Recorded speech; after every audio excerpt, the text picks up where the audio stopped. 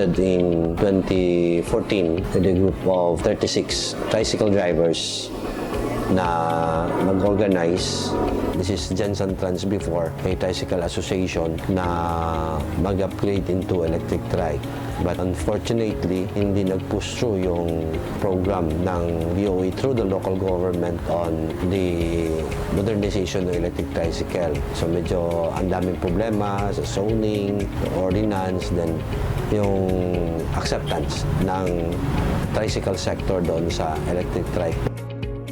Kami as a group, as an association, sold out doon sa idea na makakatipid kung electric yung gamit. So since the start of introduction of the PUB modernization program in 2017, while we already started operating na as four-wheel yung nag-upgrade from tricycle to field cab.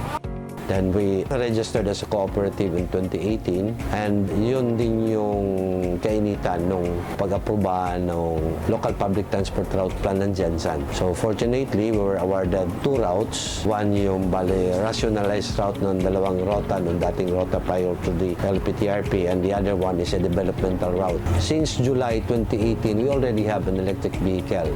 Yung Tojo Motors yung nag-introduce sa amin, kumuga, napadala sa Jensen ng more or less 15 to 20 electric jeeps distributed to the 6 to 7 cooperatives on the different routes. Kami yung bumbu ang paniniwala na yung electric vehicles ang pwedeng ging pampamasada kung saan makakatipid yung kooperatiba as far as operational expenses is concerned.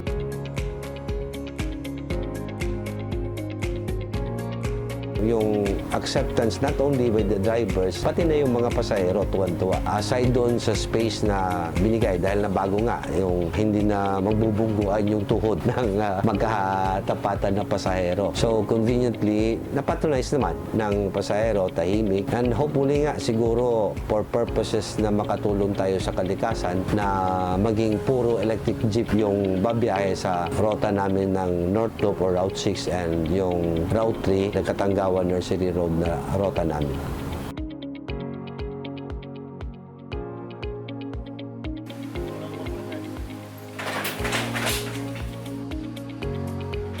Ako po si Edison Dinatil. Ang trabaho ko po ngayon ay sa battery charging.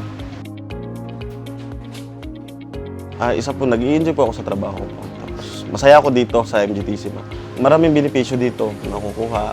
Isa is pag-ibig, tapos may sahod din na pagdating ng 15 katapusan, meron kang makukuha talagang sahod. Nung pagpasok ko dito, saglit lang, isang linggo lang yung training namin na sa charging.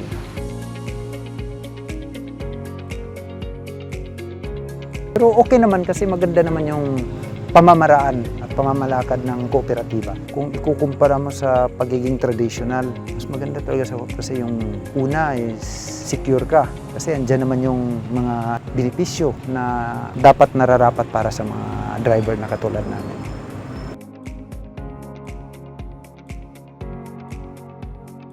Kasi may General Assembly resolution naman kami to purchase property for the Dream Drivers Village. Ito, nabili namin itong 2 hectares na 19,200 square meters, more or less. Purposely, in compliance doon sa requirements ng PUBMP for garage and off-street terminal. But yung 1.5 hectares, bale, we will be allocating it for the Drivers Village. Dito na area kung saan yung terminal, dito yung parang may retail area, retail building na parang mini-tiyangge. Then, at the other side doon, bale, doon tatayo yung solar charging station na pinaplano. In fact, yung preparation nito is sa ATEP may mga solar panels na. Yung parang condominium type na 5 buildings, 3 stories, which will accommodate more or less mga 260 na beneficiaries. Tama-tama lang doon sa number of members ng co-op.